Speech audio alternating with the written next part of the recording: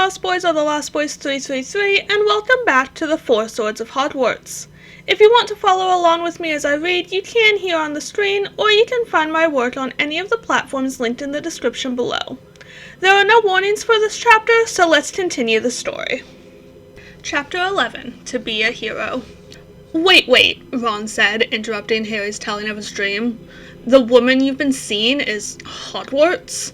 Harry nodded. She can apparently take form, or at least the magic here can. Bloody hell, Ron said, obviously stunned. So what happened? Hermione asked. Something bad is happening to the school. She said her magic, the Founder's magic, is failing, dying. Someone is draining and misusing it. It has been for a long time, from what it seems, Harry explained. Her tour is missing and has to be restored, or else the magic goes away forever. How awful, Hermione said, shaking her head. Did she say who's doing it? Ron asked. No, she couldn't, Harry said. She said whoever it is has her bound. They've got complete control, Hermione said, and they must have known Hogwarts taking form was possible. What's this tour she mentioned? Ron asked, taking a large bite of a buttered dinner roll. Swords, Harry said. The Four Swords of the Founders. You mean like the one the Sorting Hat gave you in the Chamber of Secrets, Hermione said. Harry nodded. That was one, but apparently it's gone, hidden somewhere like the others. We have to find them and bring them back to the tour here in the castle. We? Ron repeated. Where is the tour? Hermione asked. Apparently there are 3 others that I have to find. 4 swords for 4 heroes, she said, Harry explained. As for the tour, I have absolutely no idea. Ron huffed. For a sentient castle, she couldn't give you very much, could she? Unfortunately, no. But at least we know what's going on now, at least with the castle, Harry said. We have a better place to start. We can research the swords, try to find out who the other heroes are, and try to figure out where the tour is. We can also keep guessing at who's behind it, Ron said. Harry frowned. I thought we had agreed it was Voldemort. Yes, but he doesn't fill in all the blanks, Hermione said. Harry, what if we're wrong? What if it's not him? Who else would it be? Harry asked, slightly irritated, even though a part of him had thought the exact same thing. I don't know, Hermione said, but we should still try to find out. We have to stop them. Harry bit into a sausage, nodding his agreement. Who would want to control and hurt Hogwarts and everyone inside? His gaze wandered over the students before flickering up to the head table. He was instantly drawn to Dumbledore and was startled to find the man staring at him. The blue eyes were hard and did not change or dart away when they met Harry's green ones. He frowned at the look and the feeling that something had changed. It reinforced his feeling that he needed to start keeping an eye on the headmaster. He was beginning to wonder if Dumbledore was somehow involved. Shall we go to the library after classes today? Hermione suggested. I may be able to get us access to the restricted section. We definitely need in there, Harry said. Tonight, then.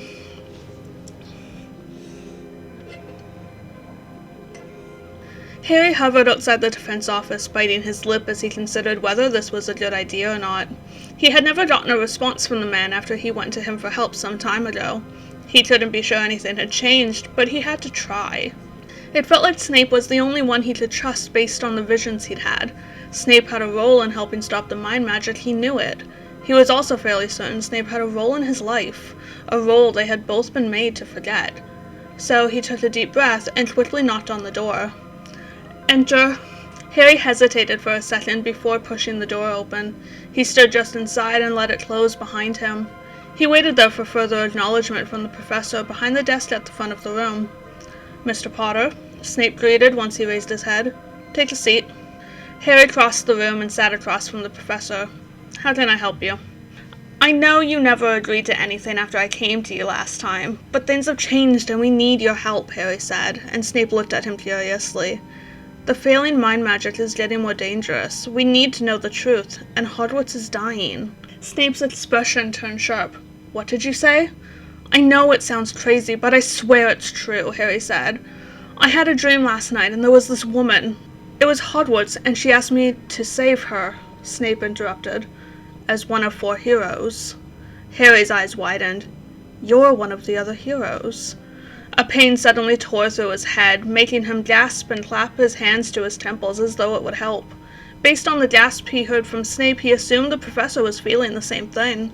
The pain, though intense, was brief, and as it ebbed away, he was filled with a comforting warmth.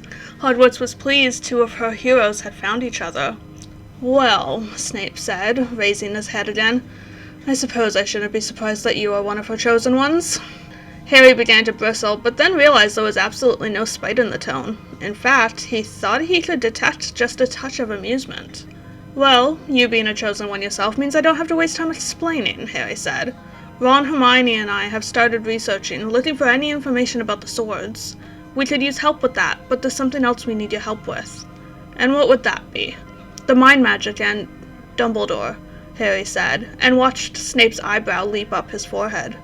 "We need to break the mind magic on ourselves. We need and want our real memories and the ability to know what's really going on. As for Dumbledore, I'm not sure how much we can trust him. We don't want him to know what's going on. When it comes to the mind, you're the first one I think of."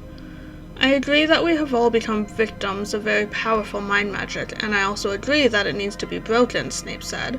"However, I'm not sure you understand how dangerous it is to tamper with such magic."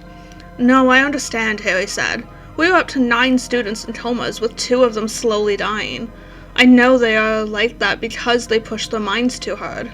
"Precisely, Potter." "But what if we do it slowly, discover where to go in our minds, and do it with you to help and protect us?" "You're talking about legitimacy," Snape realized. Harry nodded. "For finding the truth, yes. For hiding the truth, we need occlumency, which means we need you." Snape gazed at him contemplatively, obviously considering the request as well as remembering the occlumency lessons from the previous year. Harry had remembered as well, but he believed it could be different this time. "We can't let this continue. We can't let students die, and we can't let Hogwarts die," Harry said earnestly. "I cannot do occlumency and legitimacy with the whole of Hogwarts," Snape said. "No, but you can do it on enough of us so we can help each other, work together, and fight together," Harry said. Snape sighed eventually and nodded. "Very well. However, if you are correct and we cannot trust the headmaster, we need a place and people we can trust," he said. "With everyone afflicted by mind magic, that could prove difficult." "We'll figure all that out," Harry said. "For now, see what you can find out about the swords." "Ordering me around, are you?" Snape said, raising an eyebrow again. This time Harry knew he heard amusement. "I don't see you ripping me apart for it," he returned with his own smirk. There was so much between them that they couldn't remember. He could feel it. He wished he knew even a fraction of it. "You are an irritating brat, Potter." "Maybe, but you still love me," a younger Harry said with a grin. Harry winced at the headache he immediately gained, but stared at Snape through it. "Maybe," he said, repeating the vision, "but I keep you entertained." He saw Snape's face twitch minutely, and he wondered if the man had had the same vision and recognized the line Harry had said, but changed. "I suppose so," Snape said. "On your way now, Mr. Potter. Return with a plan." "Yes, sir," Harry said, and he left the office. Once in the hall, he let out a deep breath. He had discovered another hero and enlisted Snape's help. Having Snape to help on all fronts would be a huge benefit to them. However, the man was right. They needed trustworthy people willing to fight with them and a place to prepare. They couldn't constantly be seen with Snape or even members of other houses. They had to assume they were being watched at all times. He had an idea, but he needed Ron and Hermione, so he hurried to meet them in the library as they had planned that morning. He nodded at Madame Pince, who just glared at him, and he found his friends at a table at the back of the library near the door to the restricted section. The table was covered in a little under a dozen texts, Hermione and Ron each in the middle of flipping through one. "Find anything?" Harry asked. They both shook their heads. "Not yet," Hermione said. "I did get access to the restricted section for the next week, though." "Great," Harry said, glad they could try find other sources of information on the swords. "So, I've got something to tell you." Ron and Hermione leaned in, giving him their full attention. "Snape's one of the other heroes," Harry said quietly. "What?" Ron said loudly, gaining a sharp shush from Hermione. "I went to talk to him, and we figured it out. He had the same dream with Hogwarts," Harry said. "There's something else. He's agreed to help us, both with the swords and with the mind magic." "That's wonderful," Hermione said. "He made a couple of good points, though," Harry said, and they looked at him curiously. "He can't help everyone with their memories, so we need to talk to the students, find who can help, who wants to fight, and who's currently most at risk. Second, we don't know who we can trust, so we need a safe place." What about the room of requirement again, like last year with the DA? Ron suggested. Harry thought about it and nodded. We need to get a message to students, set up a meeting, but we can't let anyone else know what we're doing, he said. What about an hogsmeade? Hermione offered. There's a visit coming up this weekend. We could ask everyone to meet somewhere there again. It worked with the DA. Harry nodded again. You and Ron have a head boy and girl meeting tomorrow, right? They both confirmed his guess. Give the heads a message to pass to each house, Harry said. That way we won't be seen interacting with other houses when we're not supposed to. It's a good idea, Hermione agreed. Glad they had a plan, Harry smiled and grabbed a book. He didn't bother using the table of contents or index if there was one. Information on the swords could be anywhere. So he started slowly turning pages, skimming each for anything that could be helpful. He had only gotten a few pages in when they gained more company. Potter. Harry looked up in surprise at Malfoy. He hadn't interacted with the Slytherin in a while, so he was surprised when he didn't immediately feel hatred as he usually did. I need to talk to you, Malfoy said, seeming to be uncomfortable. Harry stared at him for a minute before nodding. He got up from the table and followed Malfoy down a few rows of books. Harry put his hands in his pockets and waited for Malfoy to begin the conversation. Malfoy blew out a breath, seeming to be annoyed with himself. Look, Potter, you're probably still crazy, but everyone in this bloody school seems to be, especially this year. Harry didn't say anything, but he couldn't disagree. Even without intense mind magic, Hogwarts had some strange characters. Last time we talked, Malfoy said awkwardly, and Harry raised an eyebrow. You asked if I'd seen a woman. Harry's stare intensified, and his interest instantly spiked. Bloody hell, I can't believe I'm telling you this, Malfoy muttered to himself. Last night, Harry took pity on the blonde and filled in the blanks. You saw her last night, didn't you? In a dream. Malfoy looked at him, shocked Harry knew what he was trying to say. Harry, on the other hand, couldn't believe he'd found another of Hogwarts' heroes only a day after the dream.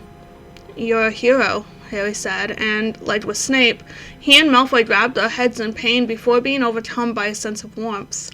I'm not crazy, Malfoy said, and Harry was surprised at the vulnerability being shown. I'm not crazy, a young Harry whispered to a young Malfoy. No, you're not. Promise, Malfoy said, putting his arm around Harry's shoulders. Harry shook his head. No, you're not. Promise.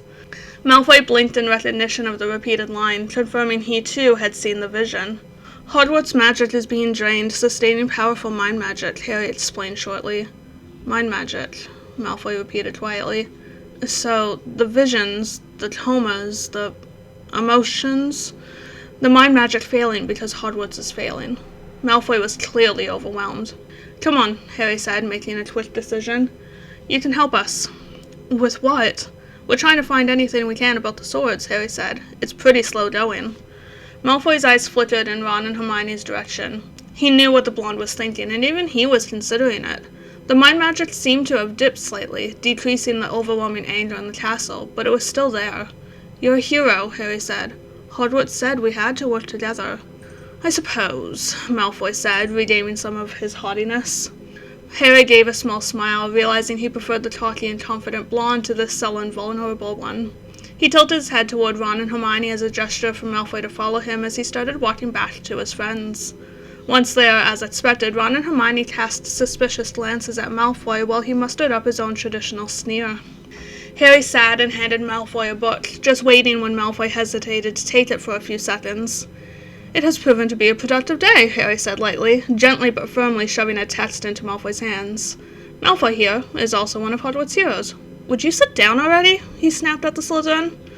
Ron was about to make a comment on Malfoy being a hero when he yelped and glared at Hermione, who was shooting him a pointed look.